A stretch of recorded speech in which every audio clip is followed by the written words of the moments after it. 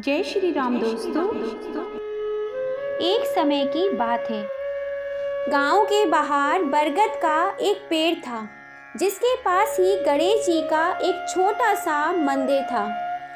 गांव में और कोई मंदिर नहीं था, इसीलिए सब लोग इसी मंदिर में पूजा करने के लिए आया करते थे।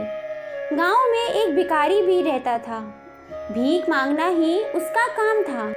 गांव बहुत छोटा सा था, इसीलिए भिखारी को ज़्यादा भीख नहीं मिलती थी। उसने सोचा क्यों ना मंदिर में जाकर बैठ जाऊं।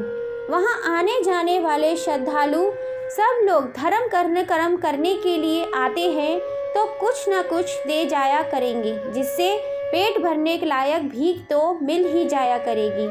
वह मंदिर के दरवाजे पर बैठा रहता है और जब वहां किसी को आते देखता है तो ओम नमः शिवाय रटने लगता है।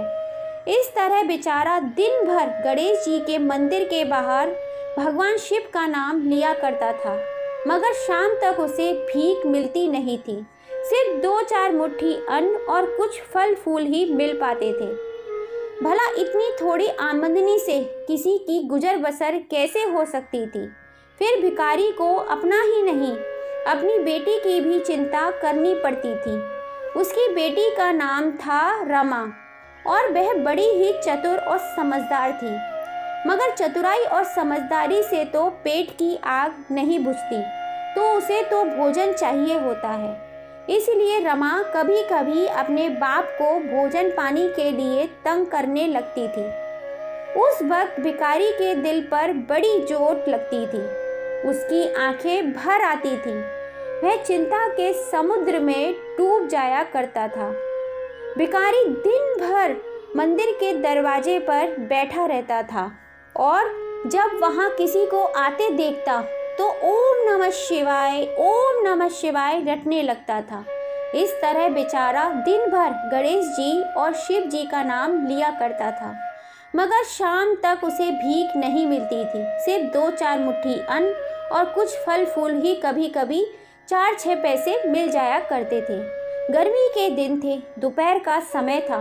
ऊपर आसमान और नीचे धरती धक धक जल रही थी। चारों तरफ सन्नाटा छा रहा था। ऐसे ही समय में महादेव पार्वती लोगों का सुख दुख देखने इस संसार में आए। चलते चलते वे उसी गांव में पहुंचे और गणेश जी के मंदिर के सामने से निकले। भिखारी उन्हें आते देख जोरों से ओम नमः शिवाय की रटना करने लगा। भिखारी की यह हालत देख पार्वती को बड़ी ही दया आ गई। उन्होंने महादेव जी से कहा, महादेव, इस भिखारी की तरफ देखो, बेचारा कितना दुखी है। देखो तो कितने प्रेम से आपका नाम पुकार रहा है, पर एक तुम हो, कितने कठोर हो। आपने आज तक इस पर दया क्यों नहीं की? मैंने सुना था लोग धरती पर बड़े ही पापी हो गए हैं, वे देवी देवताओं की पूजा नहीं करते। मगर नहीं, आज मालूम हुआ कि इसमें उनका कोई अपराध नहीं है, सब अपराध देवताओं का ही है। इसी आदमी को लो, बेचारे को आपका नाम लेते बरसों बीत गए, इतने पर भी अभागा पेट भर भोजन तक नहीं कर पाता। जब देवता ही ऐसे कठोर हो जाएंगे, तब कौन हम देवताओं की पूजा करेगा। महादेव को पार्वती की बात लग गई। वे पार्वती से बोले, असल बात यह है पार्वती, यह तुम नहीं जानती, जान भी नहीं सकती, क्योंकि तुम्हारा हृदय ही इतना कोमल है। मगर नहीं, तुम रंज न करो, मैं आज ही कुछ बंदोबस्त कर देता हूँ, इससे इस भिखारी का दुख दूर हो जाएगा। इतना कहकर महादेव जी पार्वती के साथ मंदिर में पहुँचे। माता पिता को आते देख गणेश जी उठकर खड़े हो गए। उन्होंने बड़े प्रेम से माता पिता को प्रणाम किया। महादेव जी ने गणेश जी को आशीर्वाद दिया और कहा, देखो बेटा गणेश, भिखारी बरसों से तुम्हारे द्वार पर बैठा मेरा नाम जप करता रहता है, मगर तुमने अब तक इस पर दया नहीं की। अब ऐसा कुछ उपाय करो जिससे इस बेचारे का दुख दूर हो जाए। गणेश जी ने हाथ जोड़कर उत्तर दिया, अच्छी बात है पिताश्री, 7 दिन के भीतर उसका दुख दूर हो जाएगा। उसे कहीं न कहीं से 1 लाख रुपए मिल जाएंगे। गणेश जी का उत्तर सुनकर महादेव जी पार्वती के संग आगे चले गए। उसी समय एक बनिया मंदिर में पूजा करने के लिए आया था। वह आड़ में छिपा छिपा महादेव जी और गणेश जी की बातें सुन रहा था। उसने सोचा, यह तो बहुत अच्छा मौका है। यदि थोड़ी चतुराई से काम लूँ तो सहज ही 2 लाख का मालिक हो सकता हूँ। बस वह बड़ी खुशी से भिखारी के सामने पहुँचा और उसे प्रणाम कर एक तरफ बिठाकर दिया। भिखारी को आज तक किसी ने प्रणाम नहीं किया था, ना कोई उसके पास आकर बैठा था। बनिए के इस काम से भिखारी ने समझा कि यह बेशक कोई भला मानुस ही होगा। वह मन ही मन प्रसन्न हुआ और बनिए से बोला, बाबा आप बहुत ही दयालु जान पड़ते हैं। कहिए मेरे पास आने की कृपा कैसे हुई? आप नहीं जानते, मैं एक गरीब भिखारी हूँ। बनिए को तो अपना मतलब ठानना था। मीठेपन से बोले, आप भिखारी हैं? कौन कहता है कि आप भिखारी हैं? मुझे अच्छी तरह मालूम है कि आप एक पहुँचे हुए महात्मा हैं और आपके दर्शन से लोगों के पाप दूर हो जाते हैं। मैं भी आपके दर्शन करने चला आया हूँ। मुझे आपसे कुछ पूछना है, यदि आज्ञा हो तो पूछूं? भिखारी खुशी से बोला, पूछिए। बनिया बोला, भला दिन भर में आपको कितनी भीख मिल जाती होगी? भिखारी बोला, भाई मिलने की क्यों पूछते हो? पेट के भी लाले पड़े हुए रहते हैं। रोजाना 2-4 मुट्ठी अन्न मिल जाता है, कभी 2-4 पैसे भी मिल जाते हैं। किसी तरह दिन काट लेता हूँ। बनिया, राम राम, आप जैसे महात्मा, यह कष्ट इस गांव के आदमी भी क्या आदमी हैं? आपकी थोड़ी सी भी सहायता नहीं कर सकते? आप कैसे यह कष्ट सह लेते हैं? मुझे तो आप पर बड़ी ही दया आ रही है। मेरे जी में आता है कि आपकी कुछ सेवा करूं, पर कहने में डर मालूम होता है। भिखारी, आप मेरी सहायता कर सकते हैं। बनिया दांत निकाल कर बोला, मेरी इतनी हैसियत कहाँ जो आपकी कुछ सेवा कर सकूं, मगर एक बात है, आज से 7 दिन तक आपको जो कुछ भी मिले वह आप मुझे दे देना। बदले में मैं आपको रोज 100 रुपये दे दूंगा। 100 रुपये का नाम सुनते ही भिखारी मारे खुशी के उछलने लगा।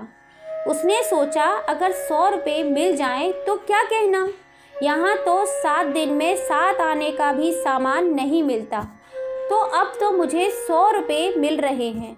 100 रुपये में कैसे छोड़ सकता हूँ? इतनी बेवकूफ़ी मैं कैसे कर सकता हूँ? मगर उसी समय उसे अपनी लड़की का ख्याल आ गया। उसने 100 रुपये की बात अपनी बेटी रमा से बताई। उसकी सलाह भी लेनी चाहिए। बस यह विचार आते ही उसने बनिए को जवाब दिया, आपने मुझ पर बड़ी कृपा की, मगर मैं अभी कुछ नहीं कह सकता। सोच विचार कर कल बताऊंगा। जब बनिया चला गया तब भिखारी ने रमा को बुलाया और उसे सब हाल सुनाया। चतुर रमा फौरन समझ गई कि इसमें ज़रूर बनिए की कोई शैतानी है। उसने पिता से कहा, बनिया बिना अपने फ़ायदे के क्यों 100 रुपये देने चला?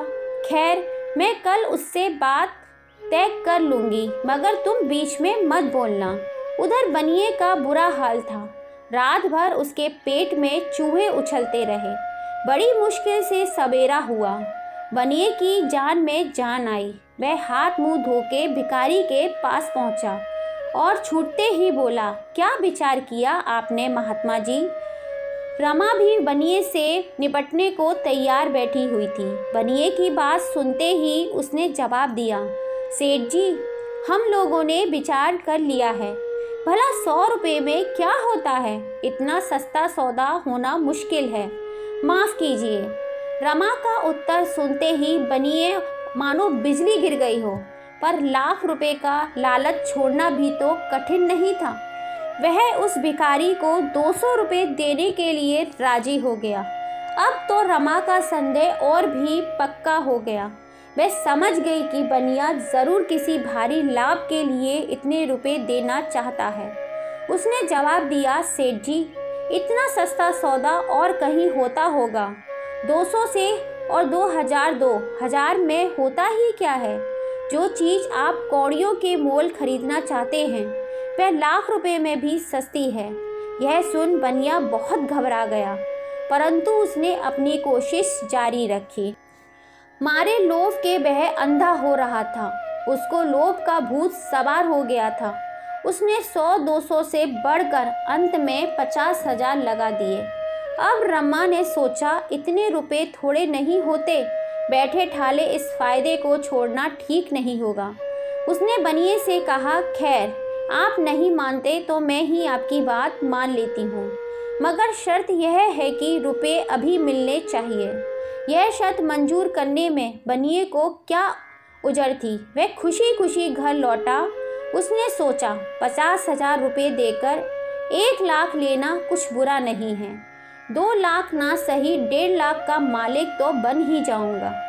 मेरी तकदीर भी कितनी चोखी है, 7 ही दिन में 50,000 का लाभ हो जाएगा।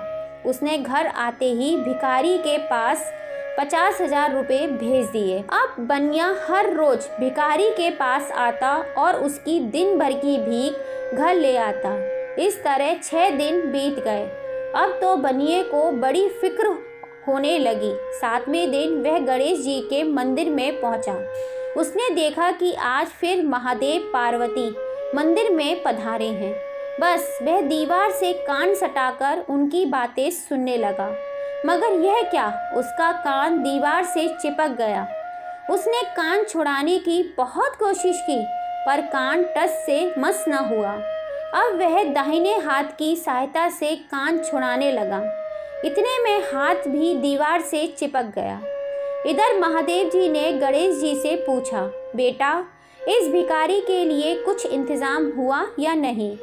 गणेश जी बोले, हाँ पिताजी, उसे 50,000 रुपये दिलवा दिए हैं, बाकी के बनिए को दीवार से चिपका दिया है।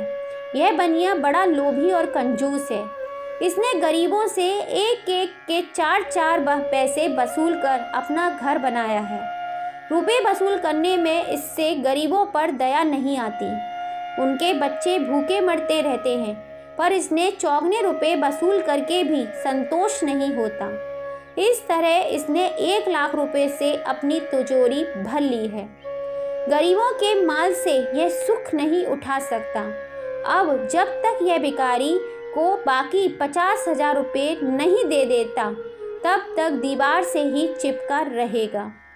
गणेश जी की बातें सुनकर बनिए ने अपना माथा पीटना शुरू कर दिया। इसकी आंखों से आंसू बरसने लगे। जब उसने घर से 50,000 रुपये मंगाकर भिखारी को दे दिए, तब कहीं दीवार से उसका पीछा छूटा। तो भक्तों, इस कहानी से आपको क्या शिक्षा मिली? ये कहानी हमें बताती है कि कभी भी हमें लोभ लालच नहीं करनी चाहिए। भगवान ने जो दिया है, जैसा दिया है, उसमें ही सुख और खुशी रहना चाहिए। फिर मिलेंगे। जय श्री राम।